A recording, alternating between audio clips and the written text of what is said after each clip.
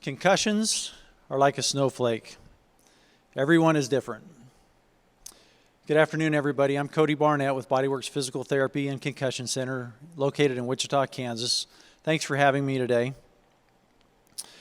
After treating hundreds of patients with concussions, I can tell you that literally no two have ever been exactly the same or recovered in exactly the same way. A concussion is a brain injury, and because our brain has been created to do so many wonderful things, there's a multitude of body systems that can be affected. So what kind of concussion subtype do you have? Maybe it's affecting your mood or anxiety. Perhaps you're experiencing a lot of neck pain or migraine headaches. Perhaps you're experiencing dizziness or difficulty when you drive or travel. Maybe if you try to exercise or do things that are more active, you'll start to get symptoms. And maybe you're having trouble either getting to sleep or being able to stay asleep. And so after a concussion, a person can experience symptoms in one of these areas or any combination thereof.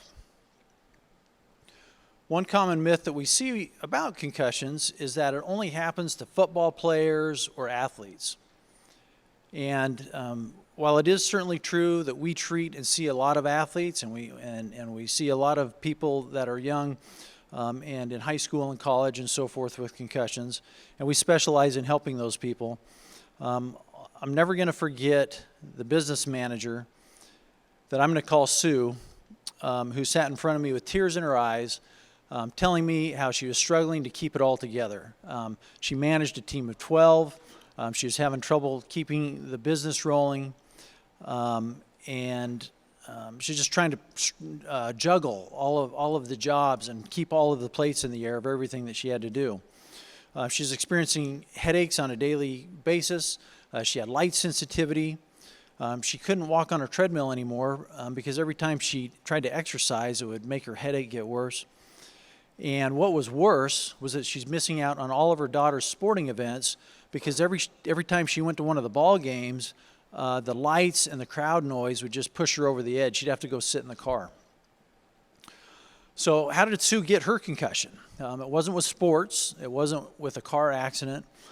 She was simply working in the kitchen, and she happened to raise up and hit the back of her head on the kitchen cabinet, and it caused this injury. Something that was very simple and innocuous, and probably something you and I have done many times ourselves without any incident. But yet, this event would dramatically change Sue's life. Now, Sue got better, but it took a lot of hard work. We had to take Sue through some very specialized concussion testing that helped us determine what subtype of concussion it was that she had. And then we began the process of improving these areas of brain function through specific specialized techniques and exercises that are meant to gradually and sequentially load her brain while being very careful not to overload. In closing, let me say to anybody in the audience today who's suffering with a concussion, I want you to know that there is hope.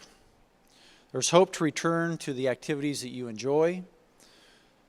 There's hope to improve your life and your situation. And there's hope to return to the real you. Please, please don't continue to suffer needlessly. Please reach out, get tested, and get help. Thank you.